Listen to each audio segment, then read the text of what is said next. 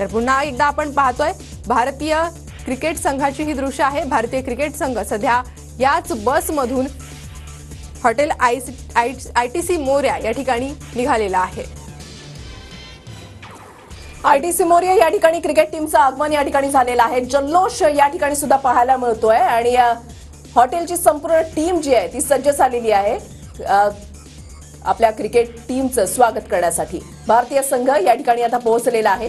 जो जल्लोष आपण या ठिकाणी पाहता तसाच आणि किंबहुना त्याच्यापेक्षा जास्त जल्लोष जो आहे तो दिल्ली विमानतळावर सुद्धा पाहायला मिळालेला होता। क्रिकेट प्रेमींची मोठी गर्दी त्या ठिकाणी होती आणि आता आयटीसी मोरया या हॉटेलमध्ये आता आपली विश्वविजेती टीम जी आहे ती पोहोचलेली आहे आणि त्या ठिकाणी त्यांचं जल्लोषात स्वागत केलं जात आहे। काही पारंपरिक नृत्य सुद्धा या ठिकाणी सादर केली जात आहेत। बसच्या पुढच्या बाजूला जर आपण पाहिलं तर या ठिकाणी भांगडा जो आहे तो केला जातोय आणि भारतीय टीमचं स्वागत जे आहे ते केलं जात आहे। भारतीय टीमची आपल्या खेळाडूंची एक झलक आपल्या कॅमेऱ्यामध्ये टिपण्यासाठी या ठिकाणी क्रिकेट प्रेमींची सुद्धा मोठी गर्दी आपण या ठिकाणी पाहतोय। सगळे कॅमेरे सगळे अँगल जे आहेत ते बसकडे आहेत। एक झलक फक्त आपल्या लाडक्या खेळाडूची कॅप्चर करण्यासाठी क्रिकेट प्रेमींची मोठी गर्दी। आयटीसी मोरया या ठिकाणची दृश्य आपण पाहताय। याच हॉटेलमध्ये आपली संपूर्ण टीम जी आहे ती थांबणार आहे आणि यानंतर या ठिकाणाहून पंतप्रधान मोदींची भेट घेण्यासाठी रवाना होईल।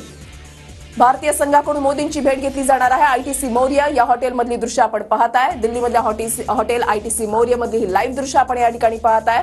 अगदी काही वेळापूर्वी म्हणजे 20-25 मिनिटांपूर्वी दिल्ली विमानतळावरून आपली टीम जी आहे ती या बसने निघालेली होती आणि आता खेळाडू जे आहेत ते गाडीमधून उतरतायत। सूर्यकुमार यादवची झलक आपण या ठिकाणी पाहताय। संदीप राजगोळकर आमचे प्रतिनिधी आमच्या सोबत आहेत। थेट जाऊया संदीप यांच्याकडे। संदीप, वृषाली टीम इंडिया ही आयटीसी मोरया या हॉटेलमध्ये आता काही क्षणापूर्वीच दाखल झालेली आहे। आपल्याला माहिती आहे 17 वर्षानंतर जे स्वप्न आहे ते साकार झालेलं असं म्हणता येईल, कारण भारतात क्रिकेटला अक्षरशः देव मानलं जातं आणि एअरपोर्टवर देखील मोठी गर्दी होती फॅन्सची आणि आयटीसी मोरयामध्ये देखील त्यांच्या स्वागताची जय्यत अशी तयारी जी आहे ती करण्यात आली आहे आणि 2 बसेसमधून भारतीय संघ त्याचबरोबर त्यांचे जे कोच असतील किंवा इतर त्यांचे कुटुंबीय असतील ते सगळेजण सध्या आयटीसी मोरयामध्ये दाखल झालेले आहेत। प्रचंड मोठा पोलीस बंदोबस्त या ठिकाणी पाहायला मिळतोय आणि त्यांचं वाजत गाजत जे स्वागत आहे ते आयटीसी मोरया या हॉटेलमध्ये करण्यात आलेलं आहे।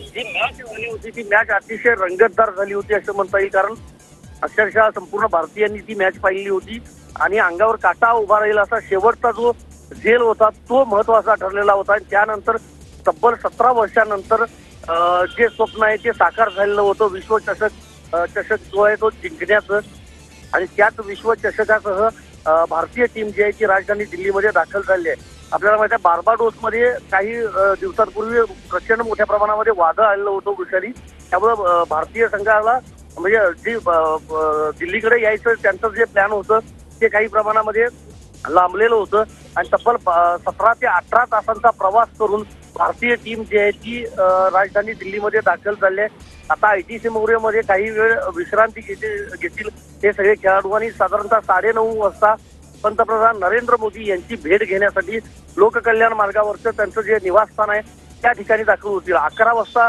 ही भेट असल्याचं सांगितलं जात आहे। विश्वचषकासह पंतप्रधान नरेंद्र मोदी यांची भेट जी आहे ती सगळे हे खेळाडू आहेत ते घेणार आहेत आणि त्यानंतर पुन्हा सगळे खेळाडू मुंबईकडे रवाना होणार आहेत।